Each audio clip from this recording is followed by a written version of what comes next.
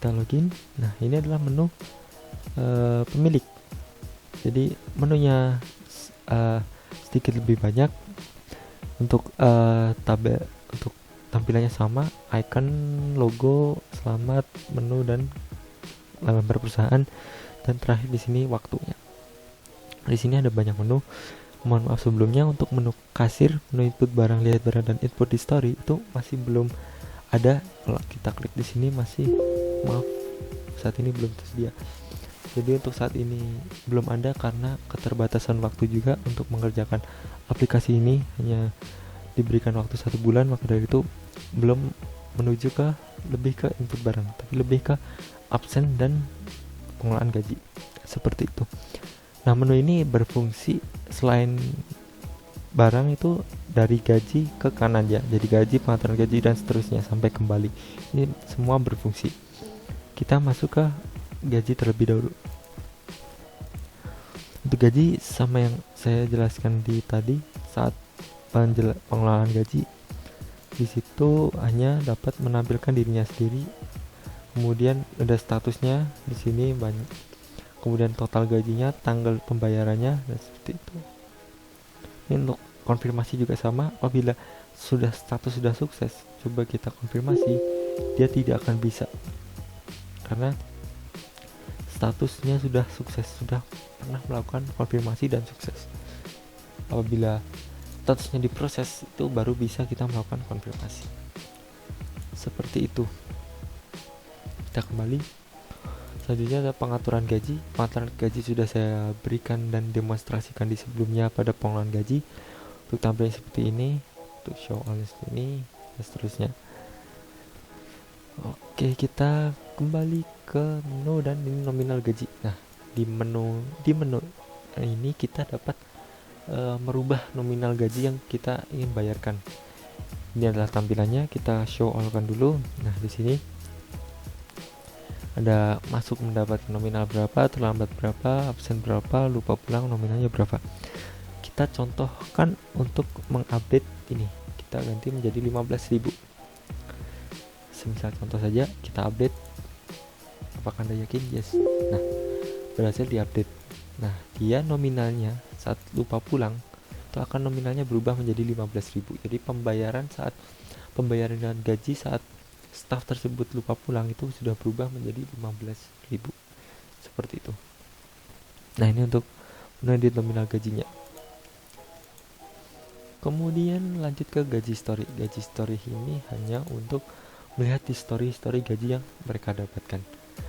Di sini ada fitur search by juga, ada fitur search by date juga. Kita dapat mengukur tanggal 11 siapa yang mendapatkan di sini. Kita dapat ID juga sama 4 dan Rizky, seperti itu. Itu saja sih untuk menu history gaji, hanya menampilkan history gajinya. Jadi kita lihat di sini masih sukses, masih ada yang diproses. Ini masih belum konfirmasi staff ini. Itu. Nah, untuk di menu pemilik sama pegawai itu juga sama, memiliki ada menu history gaji. Nah, perbedaan dari dua menu ini adalah perbedaannya hanya satu. Pada saat kita masuk sebagai pemilik, itu dapat melihat seluruh. Ini kan Rizky sebelumnya itu sebagai pemilik nih. Nah, kalau Rizky ini sebagai pemilik, jadi Rizky dapat melihat seluruh data dari Hafid, dari Pandu, dan Rizky dan sebagainya. Jadi dapat melihat seluruh gaji yang dibayarkan. Kemudian nanti untuk di pegawai nanti hanya dirinya sendiri. Nanti akan saya tunjukkan seperti apa. Kita keluar dulu. Kemudian login history ini sama seperti di menu admin, sama persis. Di menu admin ada search by, ada search, ada order by, ada search by date. Kita kembali saja. Selanjutnya ada menu kehadiran. Di sini akan menampilkan jumlah kehadiran yang dia dapatkan. Di sini ada. Nah, di menu sama seperti gaji story, di kehadiran pun juga sama. Ada di menu pegawai sama menu pemilik. Nah, perbedaannya itu juga sama. Kalau di menu pemilik itu bisa melihat seluruh data kehadiran dari seluruh staffnya. Jadi bisa melihat data staff dari Hafid, data dari Rizky, data dari Pandu, data dari Willy. Jadi dapat melihat seluruh kehadiran. Apabila kita masuk sebagai staff atau pegawai, itu hanya melihat dirinya sendiri, data kehadiran dirinya sendiri. Nanti akan saya perlihatkan di menu pegawai. Kita keluar untuk menunya kehadiran seperti ini. Kemudian ada menu absen. Nah, ini absen itu memperlihatkan daily absen ya. Jadi apakah hari ini sudah masuk, apakah sudah absen masuk ataupun sudah absen pulang, seperti itu. Dan juga waktunya di sini terlihat waktunya kapan dia absen masuk, absen pulang. Seperti itu. Oke, kita kembali saja. Untuk absen tadi hanya menampilkan saja. Kemudian ada absen history. Nah, di sini ada absen history, jadi kita tahu nih siapa saja sih yang absen di sini. Absen historinya. Nah, absen history pun juga ada di menu pegawai, tetapi perbedaannya sama seperti sebelumnya.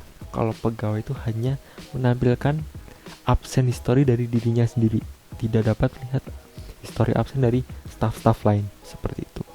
Kita juga dapat di sini menu berdasarkan cari. Kita contoh tanggal 11. Kita cari. Nah, di sini kita lihat tanggal 11 Rizky masuk, keterangan masuk, perintah masuk, dan seperti itu. Untuk detail ini tabelnya, kemudian detailnya ada di sini. Nah, ada akan muncul tanggal, jam, keterangan dan perintah dan seterusnya.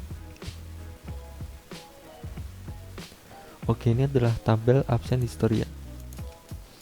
Kita lanjut ke pengaturan shift. Nah, di pengaturan shift ini berfungsi buat apa?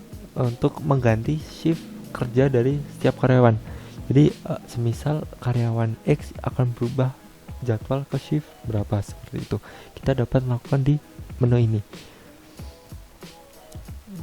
Seperti ini kita contoh, kita ubah shift dari Pandu ke shift 3. Seperti ini kita contoh shift 3. Update. Nah, berhasil kita update. Nah, di sini kita lihat Pandu sudah berubah menjadi shift 3, seperti itu. Itu saja untuk menu edit shift. Hanya untuk melakukan edit shift staff tersebut. Untuk tampilannya seperti ini, ada tabel shift, kemudian informasi. Kita kembali lanjut ke edit status. Nah, edit status ini kita dapat melakukan edit dari status dari staff-staff yang kita ada. Semisal di sini kita ada status pemilik dan pegawai. Kita ubah status si Willy Prasetyo menjadi pemilik ya. Nah, kita ubah ke pemilik dan kita update. Apakah update? Yes. Nah, status dari Willy akan berubah menjadi pemilik. Seperti itu. Untuk update status ya. Nah, di sini juga apabila kita klik admin, kita ubah menjadi admin si Willy Prasetyo ini, dia tidak akan bisa karena admin itu hanya satu dan itu sudah terprogram di dalam program ini dan tidak dapat dihapus. Oke, di sini tidak bisa. Ini saja sih untuk menu edit status staff. Untuk tampilan seperti ini ada tabel, kemudian informasinya. Kita keluar, kita ke menu edit profile. Nah, kita edit profile di sini kita dapat selain edit status dan edit shift, kita juga mendapat edit profile kita sendiri. Kita juga dapat, misal kita contoh di sini Rizky di sini ya. Kita update namanya sini. Di edit data ini kita hanya dapat edit nama, password dan email. Hanya tiga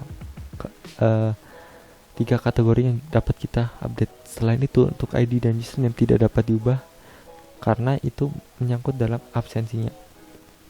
Kemudian status dan shift ini sebenarnya bisa diubah, tetapi status dan shift ini hanya bisa diubah oleh pemilik. Jadi pemilik yang bisa mengubah status dan shift. Tapi kalau dia sebagai pegawai, dia tidak bisa mengedit status dan shift seperti itu. Coba kita simpan. Yes, data berhasil diupdate.